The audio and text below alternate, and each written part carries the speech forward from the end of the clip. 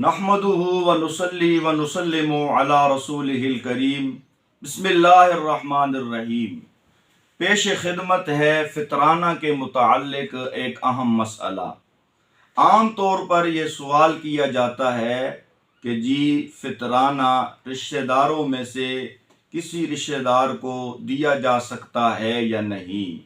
जवाब पेश खिदमत है, उसूल याद रखें, रिश्तों में तीन जिहतें ऐसी हैं कि उन तीन जिहतों में आप फर्जी सदका नहीं दे सकते। ना ही उशर दे सकते हैं, ना ही ज़कात दे सकते हैं, ना ही फितराना दे सकते हैं। पहली जिहत है उसूल की, दूसरी जिहत है फ़ुरू की और तीसरी जिहत है मियाँ बीवी की। उसूल से मुराद वो हैं जिनसे ये पैदा हुआ है, यानी माँ बाप, आगे उनके माँ बाप, दादा दादी, आगे उनके माँ बाप, परदादा परदादी।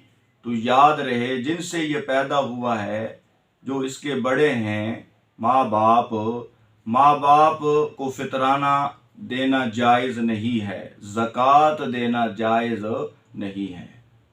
नंबर दो, फुरू, जो इससे पैदा हुए हैं, यानी इसके बेटे बेटियां हैं, पोते पोतियां हैं, नवासे नवासियां हैं। तो जो फुरू हैं उन्हें भी फर्जी सदका नहीं दिया जा सकता, ज़कात और फितराना उन पर नहीं लगता। नंबर तीन, शोहर अपनी बीवी को, बीवी अपने शोहर को फितराना नहीं दे सकती, ज़कात नहीं दे सकती। ये तीन जिहतें हो गई, माँ बाप, औलाद, मियाँ बीवी। माँ बाप औलाद को नहीं दे सकते, औलाद माँ बाप को नहीं दे सकते, शोहर बीवी को नहीं दे सकता और बीवी शोहर को नहीं दे सकती। इसके अलावा बाकी जितने रिश्ते हैं, उन तमाम रिश्तों में से किसी भी रिश्तेदार को आप फितराना भी दे सकते हैं, ज़कात भी दे सकते हैं, उशर भी दे सकते हैं, फ़र्जी सदक़े दिए जा सकते हैं। मसलन बहन भाई आपस में एक दूसरे को फितराना ज़कात दे सकते हैं। इसी तरह चाचूज़ाद, मामूज़ाद, खालाज़ाद आपस में एक दूसरे को फितराना और ज़कात दे सकते हैं। मज़ीद ये वाज़े रहे कि जिसे आप दे रहे हैं फितराना या ज़कात, वो मुस्तहिक भी हो। मुस्तहिक होने के लिए ज़रूरी है कि वो ख़ुद साहिब निसाब ना हो, उस पर ख़ुद ज़कात और फितराना ना आता हो। यानी अगर उसकी मिल्कियत में 52.5 तोला चांदी की मालियत, जो तकरीबन आज के दौर में 1,36,000 रुपये बनती है, इसके बराबर अगर कुछ सोना है, कुछ चांदी है, नकदी है, ज़रूरत से ज़ायद साजो सामान है, तो ऐसी सूरत में वो बंदा साहिब निसाब है। रिश्तेदार है या गैर रिश्तेदार है, साहिब निसाब पर फितराना और ज़कात नहीं लगेगी।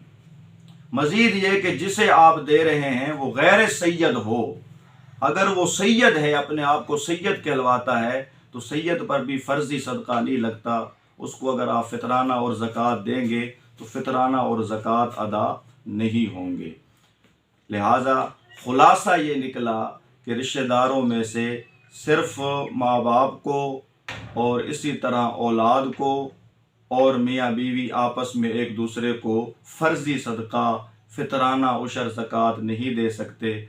हाँ, बाकी जो रिश्तेदार हैं उन्हें फितराना ज़कात दिया जा सकता है, बशर्ते के वो मुस्तहिक हों, यानी साहिब निसाब भी ना हों और सैयद भी ना हों।